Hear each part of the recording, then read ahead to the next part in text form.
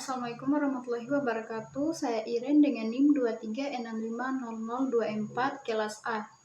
Jadi saya akan mereview materi pertemuan ke-7 yaitu keabsahan alat bukti elektronik dalam persidangan. Untuk memenuhi tugas final Cybercrime and Cyber Law. Oke, langsung saja. Capaian pembelajaran yang diharapkan dari materi ini yaitu menganalisis persyaratan formil alat bukti elektronik, mengevaluasi praktik penyajian alat bukti elektronik di persidangan, memahami peran digital forensik dalam proses peradilan, mengidentifikasi strategi efektif penyajian bukti digital. Sistem elektronik yang memenuhi syarat yaitu prasyarat sistem elektronik harus memenuhi pasal 15, 16 Undang-Undang IT. Konsekuensinya, jika sistem andal, kualitas bukti original dan hasil cetak sama. Pilihan penyajian bisa digunakan bentuk asli atau hasil cetak. Pertimbangan efektivitas dan kemudahan presentasi. Persyaratan formil alat bukti elektronik. Berdasarkan pasal 5 ayat 4 Undang-Undang IT, pengecualiannya informasi atau dokumen elektronik tidak sah untuk surat yang menurut undang-undang harus dibuat tertulis, surat dan dokumen yang harus dalam bentuk akta notaris atau pejabat.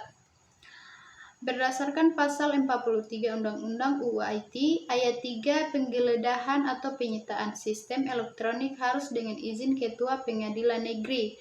Ayat 4, penggeledahan atau penyitaan harus jaga kepentingan pelayanan umum. Prinsipnya perlindungan hak privasi, kebutuhan pembuktian. Contoh kapan bentuk asli lebih baik? Kasusnya perampokan terekam CCTV, bukti rekaman video digital. Alasan bentuk asli lebih baik yaitu memuat gambar bergerak dan suara, memudahkan pemahaman fakta hukum, hasil cetak butuh banyak kertas atau tidak efektif, detail mungkin hilang saat konversi. Kedua, kasus pemerasan via SMS atau email. Buktinya pesan teks digital. Alasan hasil cetak lebih baik yaitu SMS atau email pada dasarnya sama dengan tulisan elektronik. Cukup periksa integritas, ketersediaan, keautentikan, tidak perlu bawa handphone atau komputer ke sidang. Hemat waktu dan biaya presentasi.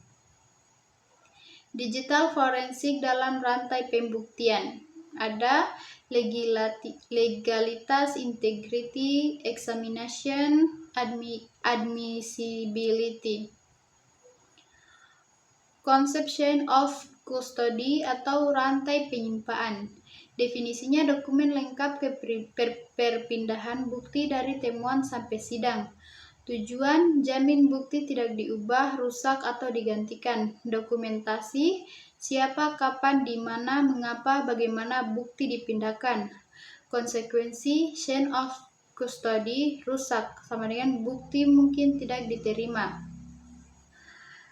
Jadi pada slide ini menunjukkan contoh formulir chain of custody. Hasil value, menjaga integritas digital. Definisi, nilai unik hasil perhitungan algoritma terhadap file atau data. Fungsinya seperti sidik jari digital, perubahan sekecil apapun ubah hash. Algoritma umum MD5, SHA1, SH256. Contohnya file A. Contohnya ya write blocker atau alat wajib forensik. Fungsi mencegah perubahan data saat pengambilan bukti dari media storage.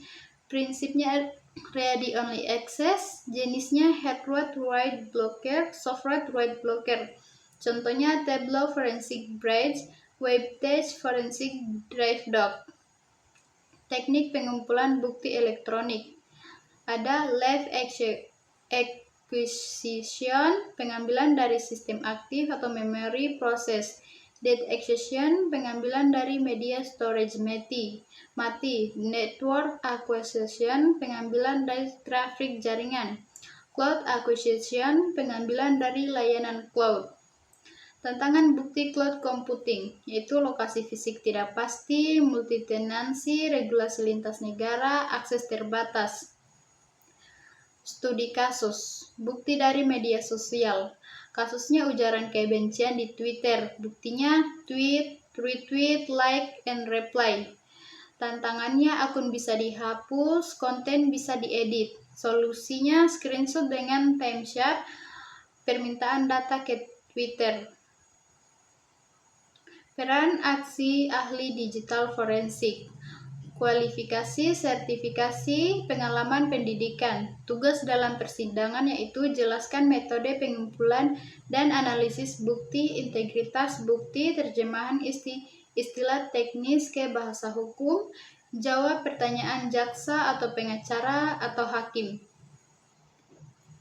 Presentasi bukti elektronik di persidangan, yaitu strategi efektif, simplicity, visualize, demonstrator, corroborate, summarize. Common mistake presentasi bukti digital.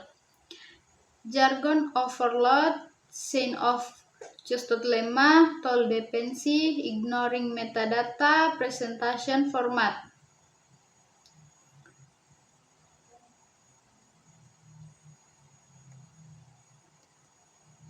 Tren digital forensik masa depan, AI dan machine learning, yaitu otomatisasi analisis big data. Kemudian IoT forensik, yaitu bukti dari smart device seperti kamera, speaker, dan sensor. Blockchain forensik seperti pelancaran transaksi, cryptocurrency. Cloud forensik standardization seperti framework internasional. Jadi, kesimpulan dari materi ini yaitu keabsahan alat bukti elektronik tergantung pemenuhan syarat formil dan material. Pilihan bentuk asli vs hasil cetak berdasarkan efektivitas presentasi. Digital forensik dan chain of custody krusial untuk integritas bukti. Presentasi bukti digital harus disesuaikan dengan audiens. Oke, mungkin itu saja yang bisa saya jelaskan. Lebih dan kurangnya mohon dimaafkan. Wassalamualaikum warahmatullahi wabarakatuh.